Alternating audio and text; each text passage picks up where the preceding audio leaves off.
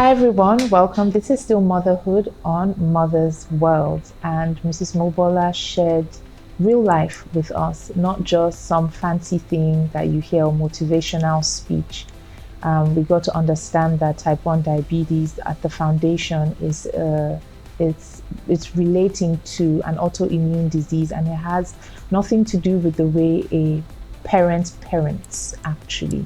So moving on, we have a wonderful man. I believe and I dare to say this is the first man coming on motherhood segment of Mother's World. And I'm so glad that he's here because I say it all the time on this show. This information is for the entire family unit. And sir, I would like to applaud you. First of all, thank you so much for being here on a busy day. Thank you so much. And I would love for you to introduce yourself to a wonderful audience. So the floor is yours. My name is Veren Victor Veren, and I'm also the caregiver. Yeah. Okay, so Mr. Victor, thank you so much for being here once again. And being the caregiver, you are the father. Yes. Yes, it's such a beautiful role. God has blessed you with being a dad. So I just have a couple of questions that I would like for us to chat and discuss. And Mr. Mobola, please feel free to chime in. Okay, That's completely fine. So now, as a father, because it's usually mothers, but your dad, how did your understanding of responsibility change after trying to manage or managing type 1 diabetes? Thank you. I can say it's always like when they admitted my daughter. I can remember I was earning like 50,000, like below 60,000 every month. And because of insulin and the strip to like check the sugar level, it wasn't easy. So I have to like quit from the job and look for other things that can fetch me money on daily basis, so I can meet up with the insulin and the other things, and also feeding as well. Your daughter, she was diagnosed at age. She was 3 years then when she was diagnosed. Wow, so she'd been, without even knowing, she'd been dealing with Dealing and with how did you find out? We have been in hospital for several times. She was but we sick? Sometimes she will have high temperature. Wow. But we did not understand what was going on. We did several tests, but even the week they diagnosed her, we went to hospital a week before that week. Yeah. They checked, but we did not get anything like that. But we noticed that she was having frequent urinating. Okay. So it was when we went for the second time that we now say she has type 1 diabetes. Okay. And then just to add, the common signs, there are 4 signs, 4 T's that we teach. Thirsty, tired, thinner, and what's the fourth one?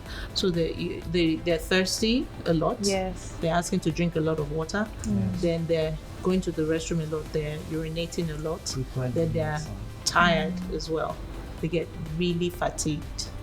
So those are some of the And they early lose signs. weight. And they lose weight, and thinner. That's the fourth one, thinner. So, and then all of a sudden they're starting to lose a lot of weight, and then you see that their eyes starting to sink in, just with dark patches under the eyes.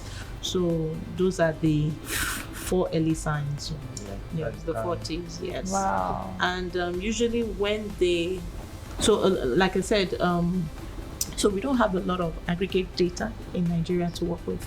We don't really know the number of children that have been diagnosed because we don't have a national diabetic register. But some of the information that we've come across is that we know that about 80% of children that are diagnosed at point of crisis. So it's when they've gone to the hospital, they've tested them for malaria, they've tested them for viral infection, tested them for bacterial infection, and at some point they have a crisis. Maybe they're going into a diabetic coma, or they are throwing up. Yes, that happens when the sugar is too low, and then when it's too high, they're having temperature seizures and all sorts. That is when they then diagnose them. So most of the parents or caregivers that we work with, that has been the case. You know. Wow. Even when we went to hospital, the first a week before they diagnosed my daughter, after the test, they now say she has infection. They did not even say yeah. But the doctor said something. He said that she has much glucose, that we should stop giving her things like that, maybe like sugar Rice, and sugar, or ice cream, Yeah. things like that. But she doesn't take it from the beginning. Yeah. So we started treating the infection, not even know that it was type 1 diabetes. Well, what's strange is you can see the glucose level is high. You, as a medical practitioner, you should check And that's why we're for saying diabetes. so the awareness bit as well. There's still a lot of that we have to do with awareness, with sensitization, with training, with equipping. Yeah. Both our medical I mean, I'm community not. and I'm not a doctor, but if I see that, I would want to check why the glucose is why that the high. glucose is like why. There's a why already. You know, but people that do self-medication, everything is malaria. Yes. Everything is typhoid. Yes, malaria Everything and is typhoid. food poisoning. Yes. Even me, I used to do it before. Like when it started, I bought there's some married this thing that we Yeah. normally use at home. Sometimes Wow. even my boy, that is my last child. Sometimes if he goes sick, maybe the temperature is high. So it's Yeah, I used to do malaria. malaria this thing. Wow. Wow. And before we go in, what he just said about his younger son, in relation to siblings as well, Yes. the medical community advises that when a child has it, the likelihood of a sibling developing it as well is higher. I don't know. Higher. Yes. So and they encourage you to check.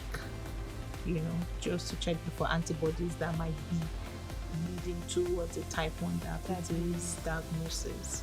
You know, I don't know the science of it, but Wow. that is what they do advise as well. Wow. What has been the hardest part managing a child living with type 1 diabetes? For you being the sole provider, like you said, you had to open a business that could sustain daily income to be able to cater. For the So, family. what has been the hardest part of everything? The hardest part is the insulin. You know, the cost of insulin is high, and not just insulin. You have to like get the strip Yes. for checking the sugar level at least 3 to 4 times daily, as well as insulin. Because whenever before the breakfast, before the lunch, the dinner, and you have the one of night as well, that will last for 24 hours.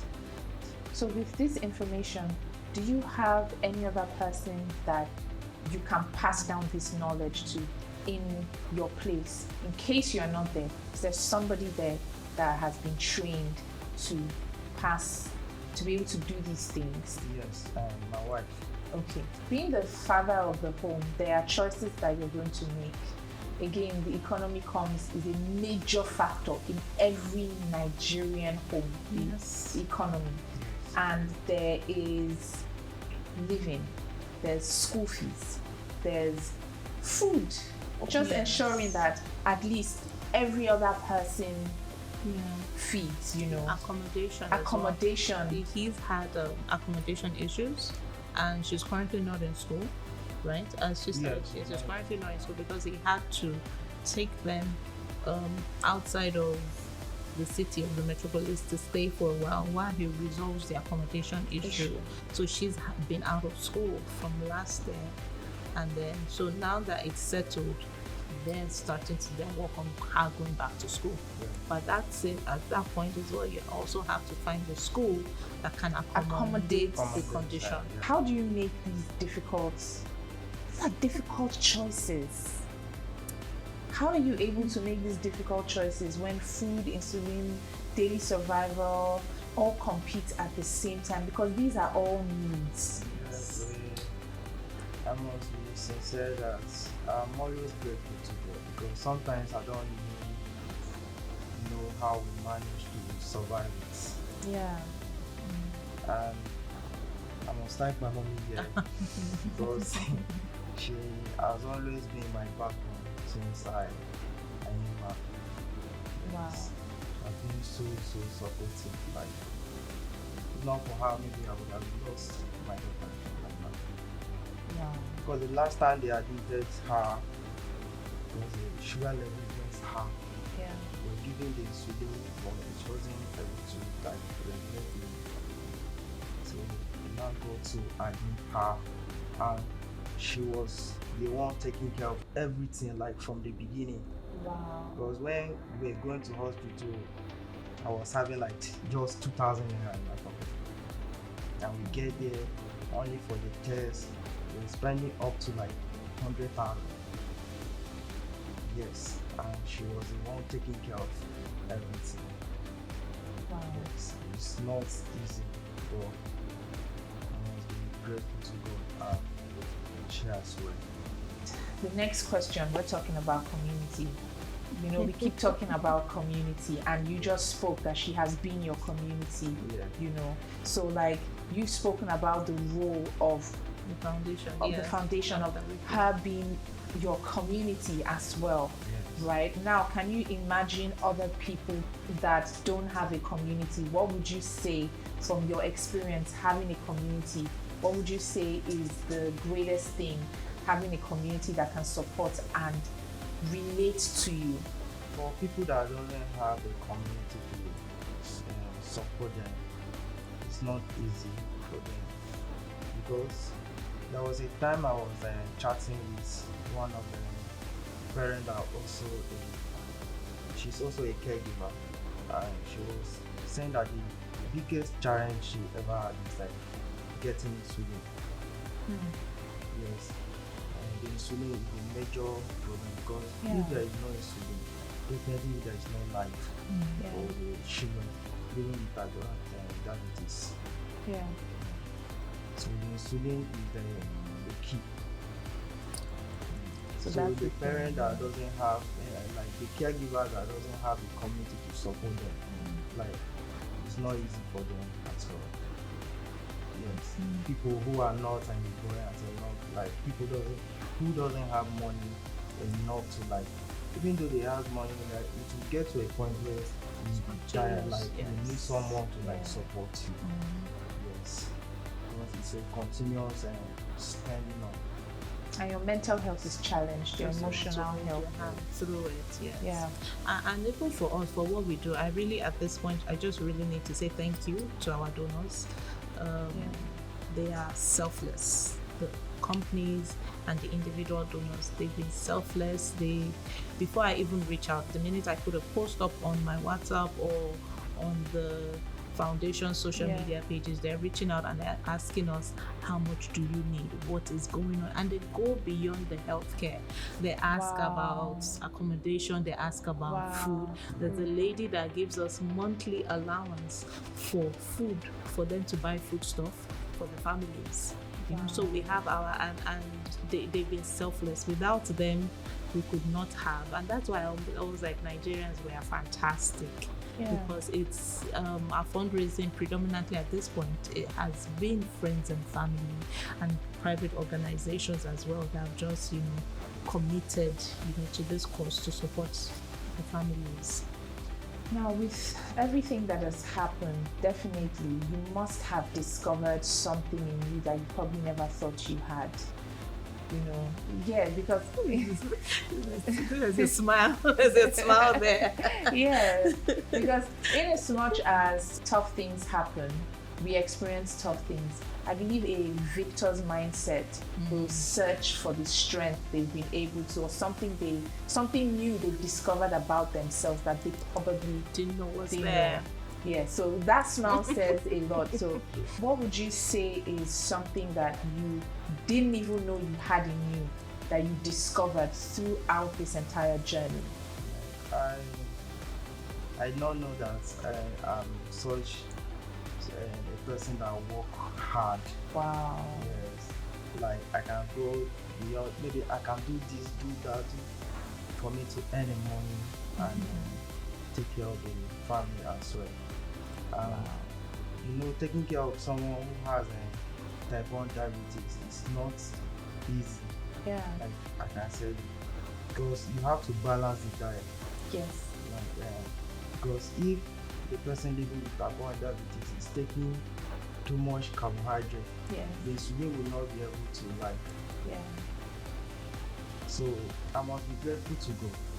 Yeah. I'm very happy that you are able to, like I said, victor's mindset. A victim's mindset cannot have this Outlook. Yes. Can never have this outlook. It's not possible. But the fact that your joy stems from a place of gratitude, being able to, you know, do more than you thought you never could. And you can see also the effect of community. Yes. So I always say something, anyone can give you encouragement, but the person has not walked your miles. I know someone who advised, who said, I was just going and the person now approached me, say, Victor, sorry to say this, but when is your daughter going to be fine, like going to be free from it? And I say, it's only God and me. And the person says, sorry to say it, maybe it's better for her to die than die.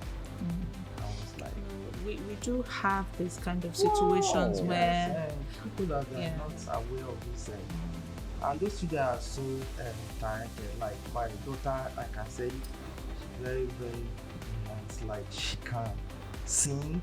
She has that kind of singing. She can sing. And most times she say, I want to be a nurse. I want to be a doctor. Wow. At her age, she used to like check the sugar level by herself. And sometimes she will be eager to like give the insulin by herself. Like she will be. Wow. Yes. Wow. So those children are so talented, not like wishing them death. Yeah. So that came from good intent for bad, just no information. Yes. And that's even from someone that's not dealing with it directly. We do even have cases where the actual caregivers kind of look away because they can't afford the financial affordability, the emotional. I mean, they just can't. If you had the opportunity to rewind time and explain what type 1 diabetes is to that person that said that to you, how would you explain what type 1 diabetes is to them? Type 1 diabetes, you know, there's 2 type of diabetes, type 2 and type 1. Type 2 is elderly people or the people, adult people normally has type 2 diabetes. So the type 2, there's a difference. The difference between type 2 is that the body provides insulin but not enough. But the type 1 diabetes, the body doesn't produce insulin at all. That is why they are giving them artificial one. Yes, to take care of the glucose and the. So the information is the key. And now, when she said it and I educate her, people living with type 1 diabetes, they are not a type that will wish them a death because they are also brilliant. They can do anything that normal children does. So it's just for them to like just for us to take care of them. Yes, by giving them insulin and manage it, they can live fine to the old age. Yes. Yes, they can. So just for them to be aware that someone who lives with type 1 diabetes. I really love your outlook. Everything he said is, yeah, it's true, because you can hear people say, well, I know someone that's living with this but they didn't make it anyway. What kind of support will make the biggest difference for families that can't really afford insulin? Because from everything both of you have said, insulin is the number one factor. Like for people, the caregivers who has children like with type 1 diabetes that are struggling to like earn living. Yes. If they can have a community that will be supporting them, or people who are eager to like support. You know, some people they are willing to support, but they need information. Yes. So if they can have a community, or if Nigerians can like bring insurance that will help support these children living with type 1 diabetes, I believe that will help a lot. Yeah. Yes, that will go a long way. Yeah. And you have that insurance, the Lagos State one, right? You have Lagos State It's insurance. like Exactly.